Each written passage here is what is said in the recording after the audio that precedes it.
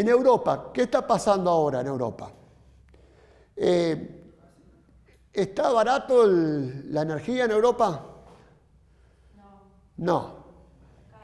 Está caro, ¿no? Entonces, puede pasar que vos tengas una buena maquinaria, un sistema de maquinaria avanzado, desarrollado, todo automatizado, robotizado, digitalizado, pero las materias auxiliares que llevan esas maquinarias están por las nubes, porque las tenés que comprar, porque no te llega más el gas de donde entraba, porque te rompieron el Nord Stream 1 y el Nord Stream 2 por la guerra, y tenés que comprar gas licuado que viene en barco y sale una torta de plata más grande. Entonces, vos ahí no es por un problema de la productividad del trabajo que estás perdiendo en el mercado, sino porque quedaste fuera de costo porque te aumentaron las materias primas. Pasa con un montón de cosas. Es decir, también, vos me decís, ¿qué estaría pasando en Argentina ahora? ¿A cuánto está la tasa de interés? 120%. Imagínate si vos querés invertir en el sistema productivo y tenés 120% de interés. Vas a pedir un crédito, entonces está bastante difícil. ¿Qué pasó con las energías? Aumentaron las tarifas, entonces te quedas fuera de costo. Por eso que hay que tener en cuenta no solamente dentro del sistema productivo, el sistema de maquinaria, mejor maquinaria, también las cuestiones que van en el conjunto del capital contante, lo que más forma el capital contante. Bueno, vamos a seguir con cómo se puede obtener plusvalía. Es decir, la plusvalía era el trabajo no retribuido que no se le pagaba al obrero, porque al obrero le pagaban con un salario que representaba la fuerza, que le pagaban la fuerza del trabajo, que eran solamente los medios necesarios para producir y reproducir la vida. ¿Qué pasa? Apenas nació el capitalismo, ¿cómo avanzaba? A través de la plusvalía absoluta. Es decir, eran muchas horas de trabajo. Por ejemplo, los sindicatos, lo primero que lucharon fue por la jornada laboral, por las horas de jornada laboral. Y lucharon para que se achique la jornada laboral, porque aparte de hacer trabajar, cuando vino la revolución industrial, de trabajar las mujeres, el trabajo infantil, las horas eran largas horas de trabajo y aumentaban esto. Entonces, ¿qué es la plusvalía absoluta? Es cuando yo aumento. Si yo tengo una jornada de trabajo que va a C y el trabajo social necesario para la producción, para mantener el obrero de 4 horas y las otras 4 horas son del trabajo no remunerado, bueno, no la puedo ver. Bueno, ahí tengo. ¿Cómo hago para tener plusvalía absoluta? Aumento la cantidad, entonces, de lo que va de B a C, aumento la jornada. Mantengo del A a B y aumento del B a C. Aumento la jornada ahí, entonces obtengo más trabajo no remunerado para mí. Es decir, o tengo trabajo excedente o tengo más plusvalía y gano más. Eso se llama plusvalía absoluta. Otra forma de obtener plusvalía es a través de la plusvalía relativa. ¿Qué quiere decir obtener a través de la plusvalía relativa? La plusvalía relativa no me centro en lo que va de B a C, sino en lo que va de A a B. ¿Y cómo lo hago? Aumentando la productividad del trabajo, intensificando los ritmos de producción, aumentando el ritmo de producción y intensificando. ¿Y eso cómo lo consigo? Con el sistema de maquinaria, con la tecnología, con la innovación. yo puedo acortar los tiempos sociales necesarios de la producción de las mercancías o los valores de uso que conforman el salario o la canasta básica. Lo hago más rápido, acorto los tiempos. ¿Cómo hago? El valor, porque ustedes me van a decir, pero si los alimentos están más caros, ¿qué me están mintiendo? No. Es histórico y es el valor, no el precio, es el valor, para que no los confundamos. Entonces, ¿cómo hago para eso? ¿Qué es meter más tecnología? Bueno, ¿qué consumimos? ¿Consumimos leche? ¿Qué hago? Meto genética al mango, pongo una vaca que en vez de producirme 10 litros, que me produzca 40 litros por día, en 3 tambos, el ritmo hago 3 tambos diarios, todo eso es producir más mercancía, más litros de leche en menor tiempo. Entonces, esa mercancía va a tener menos valor adentro encerrado, va a tener menos trabajo vivo encerrado, que es la única fuente de riqueza, el trabajo vivo. Y va a tener menos trabajo vivo cada mercancía. Entonces, a las vacas, ¿qué hago? Dejo de hacer un ciclo completo que me llevaba 6 años, 4 años, y las meto en un feedlot. Acorto los tiempos, los ritmos, los tiempos. Hay cuestiones biológicas que no las puedo detener, pero bueno, trato de meter genética, cortar los tiempos, inseminación artificial, a tiempo fijo, toda la tecnología para hacer más rápido, tener más cantidad de terneros para producir más kilos de carne. Pero eso en todos los rubros, en todos los ramos. Yo estoy hablando del ramo agrario ahora, pero lo puedo hacer en todos los rubros de los que consume el obrero. ¿Y mejora la rentabilidad? Claro, porque yo bajo el valor de los bienes que consume el obrero. Entonces, a vos te pago un salario que te va a alcanzar porque los hago están más baratos esos bienes. Aunque ahora vos vas a ver que me va a decir que los alimentos están cada vez más caros. Porque hay inflación, porque hay un montón de motivos. La inflación, el tema de la concentración, el monopolio, un conjunto de cosas que hacen que los alimentos pero para el capitalista el valor de la mercancía esa es mucho más barata y hacen que vos puedas consumir, aunque sea mínimo. A principios del siglo esto funcionaba bastante bien, es decir que lo que vos comprabas como canasta básica, más o menos te alcanzaba. ¿Qué está pasando ahora? Es que vos trabajás, vas a consumir y no te alcanza ni para reponer la fuerza de trabajo. Es decir, no te alcanza para todo lo que necesitamos. Y las necesidades, esto del salario, lo que conforma la canasta básica es histórica. Ahora, en una canasta básica, te van creando necesidades nuevas.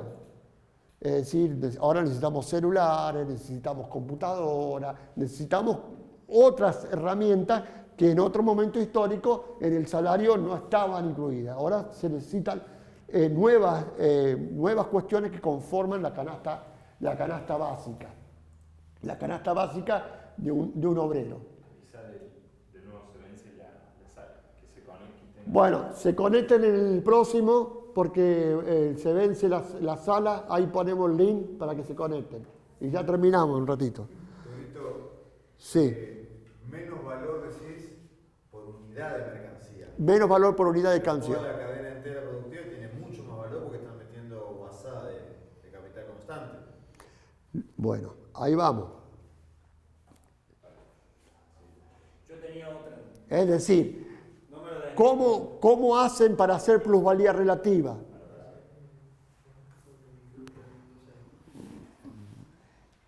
Yo la otra pregunta que estoy haciendo antes de pasar es si podía haber una tercera que es la combinación de las dos plusvalías. Puede haber un ejemplo, podemos pensar un ejemplo de plusvalía absoluta más relativa. Bueno, estaríamos más pareciéndonos a lo que nos está pasando. Lo que nos está pasando ahora que combinan plusvalía. Vos tenías que, preguntala. ahora. Bueno, la pregunta era si podíamos pensar, ahí estamos viendo los dos ejemplos de la obtención de plusvalía, que puede ser absoluta, con el primer ejemplo, con el ejemplo del medio, donde extendemos de B a C 2 horas más, o puede ser relativa, y la pregunta era si podíamos pensar en otro ejemplo más donde la obtención de plusvalía sea la combinación de ambas, Sí. absoluta más relativa. Nosotros tenemos en Argentina algunos sectores, algunos rubros o algunos ramos de trabajo que esta jornada, que acá con menos de una hora, con una hora de trabajo de los obreros del conjunto de la rama, es decir, la cantidad de capital variable en conjunto, en una hora, con una hora de trabajo se pagan el salario de todo un mes. Con una hora de trabajo se pagan el sueldo de todo un mes. Eso es plusvalía relativa. Ahí se está dando la plusvalía relativa.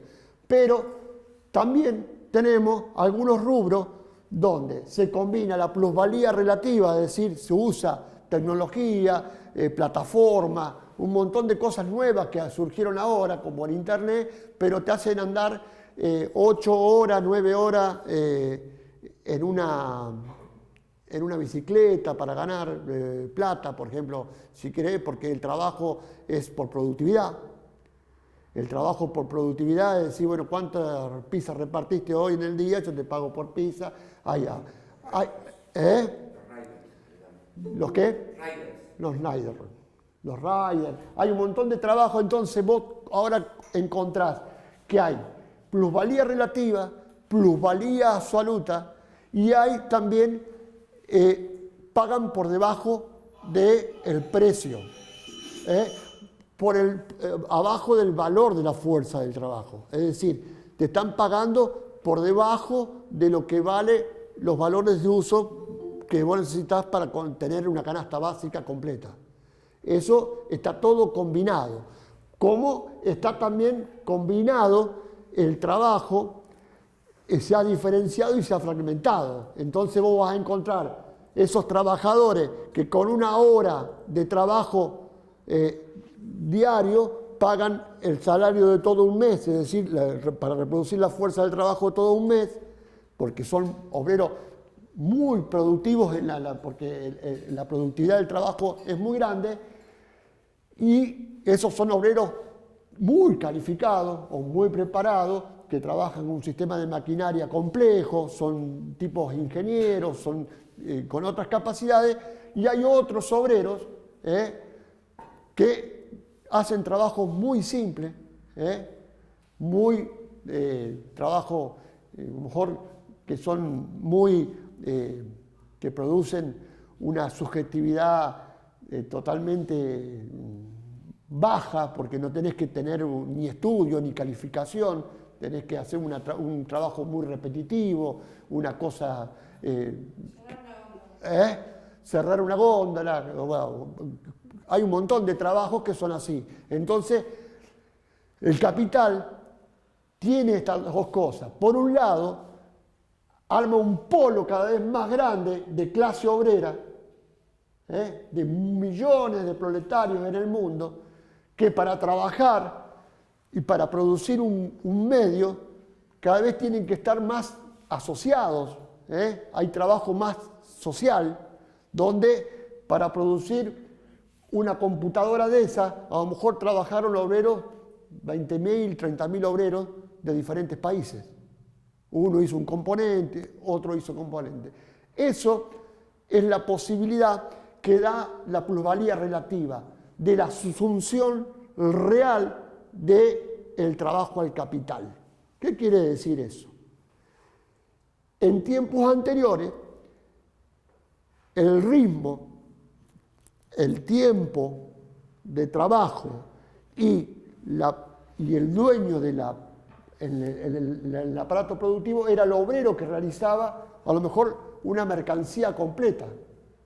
Producía un banco entero, hacía todo él, y él ponía y dominaba el ritmo y el tiempo de cómo lo hacía. Por eso, el primero en el Taylorismo, Taylor decía que el conocimiento estaba bajo la gorra del obrero, ¿viste? Estaba ahí y los tiempos, entonces buscaban los mejores artesanos, los mejores torneros, los mejores todo, porque ellos manejaban el tiempo. Pero con la automatización, con la gran industria, el pasaje de la manufactura a la gran industria, al sistema de maquinaria, el tiempo de producción no lo pone ya el obrero, lo pone el autómata, la máquina. Y eso pone el ritmo de producción. Y los obreros ya no producen todo, no pueden tener el control total de las mercancías que producen, sino que producen partecitas. Y eso, por un lado, va degradando la subjetividad, porque vos haces una cosita, lo sabés, no tenés el plan completo, pero por otro lado genera la contradicción, por eso es dialéctico, que vos tenés que el trabajo es cada vez más social. Antes era más individual, era el individuo que manejaba. Ahora el trabajo se va a trabajo asociado, trabajo social, donde participan miles y miles de obreros de todo el mundo para producir una mercancía y que llegue a ser consumida. Entonces, eso es parte de las contradicciones que tiene el capital y cómo está la fuerza de trabajo. A ver, pasa otra. Bueno,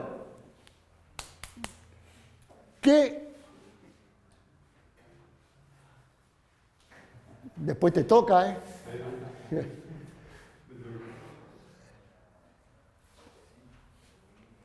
¿Qué es esto? En el capitalismo, para ser capitalista, el capitalismo tiene que estar continuamente compitiendo. Es decir, la lógica del capital es tratar, acuérdense que son productores independientes, independientes no, pero en cada lugar, si vos no conseguís tener el tiempo socialmente necesario para producir una mercancía, no competís en el mercado. Entonces, para posicionarse en condiciones favorables, el capital tiene que incrementar la escala de producción. Por eso, continuamente vamos viendo que los capitales son cada vez más grandes.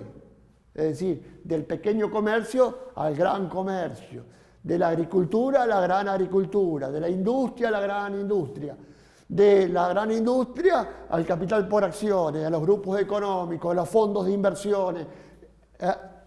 Todo eso se va dando porque esta es la maquinaria de la guerra económica, para poder sostenerse como capitalista dentro de la relación social. Si no, no pueden seguir existiendo. Ustedes no saben si vieron el censo agropecuario del 2000, hubo varios, en el 98, en el 2002, en el 2008 hubo otro, pero no justo tuvo el conflicto del campo, no se dio, y hubo ahora en el 2018 otro censo agropecuario. La pérdida de productores agropecuarios son ahora entre el 2002 y el 2018, hay 70.000 productores menos, establecimientos menos. Sí, de 300 y pico a 250, algo así. Eso es concentración del capital, aumento de la escala, es decir, aumenta la escala, aumentan las potencias productivas en el campo, es decir, ya no hay tractores pequeños, no están los 730 que andaba yo, ni el 3420 de esa marca del John Deere, sino hay grandes tractores que tienen mucha potencia, que tiran muchos caballos de fuerza, con grandes máquinas que llevan atrás, que agarran un montón de surcos, más la tecnología de la semilla, que son transformadas genéticamente, que se hacen en siembra directa, que se pueden hacer, se usan herbicidas, toda tecnología, un montón de capital contante que hace que cambie la escala, por eso se pasa de la pequeña agricultura o de la agricultura convencional a la gran agricultura. Pero es la lógica del capital, no es la maldad de los capitalistas o la gente del campo que está haciendo eso. Es la lógica del capital, para que no creamos, porque si no vamos a parecer como los ludistas. Apenas salieron las máquinas, los ludistas en Inglaterra veían que le metían máquina y sacaban obreros. Cada máquina que entraba los dejaba sin laburo un montón, iba arrasando con los obreros. Entonces empezaron a pelear contra las máquinas, rompían las máquinas. Lo que hay que cambiar es la relación social del capital, la relación social capitalista. No hay que agarrar. Por eso esto vamos a ver continuamente cambios de escala que se denominan cambios de la composición orgánica del capital. ¿Qué quiere decir el cambio de la composición orgánica del capital? Es que cada vez aumenta, en el capital total, cada vez aumenta más el capital contante, aumenta continuamente el capital constante en relación al capital variable.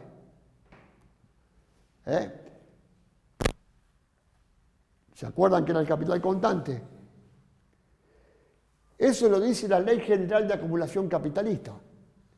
Vos, para competir, para seguir en el mercado, tenés que innovar, tenés que meter cada vez más dinero en máquinas, en instalaciones, en materias primas y gran escala, producir a más gran escala. Por ejemplo, para entrar a producir y competir y conseguir campos, si vos te querés dedicar a sembrar soja, no podés. A lo mejor conseguís, pagás lo que vos querés, pero conseguís 40 hectáreas, pero si te caen piedras te fundís. ¿Cómo hacen para no fundirse los grandes pools de siembra? Siembran 200.000 hectáreas y las siembran en todo el Mercosur. Tenés los grupos, el Tejar, los Grobos, todo eso, que siembran en todo, y entonces ellos sacan un promedio general. Un promedio general. Ellos acá no les puede rendir nada, pero ellos sacan una renta general, una media, de una cuota media de ganancia que ponen eso. Pero vos como pequeño productor sembraste, te cayó piedra, te fundiste, quedaste afuera. Y así se fueron quedando afuera todos estos pequeños productores que desaparecieron del campo entre los censos. Bueno, eso es el cambio de la composición orgánica del capital. Pasame a la otra.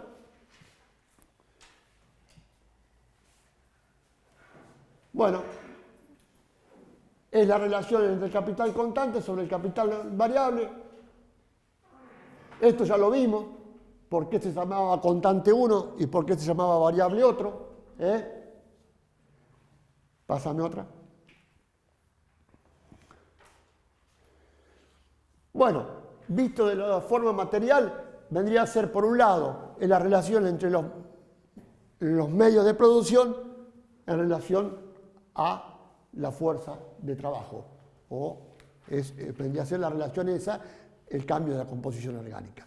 Eso que me permite hacer lo que se llama acumulación ampliada. Si yo doy un salto en la tecnología, meto maquinaria, meto más materias auxiliares, más materias primas y pongo más movimiento capital, estoy agrandando, preparándome para obtener una plusvalía extraordinaria.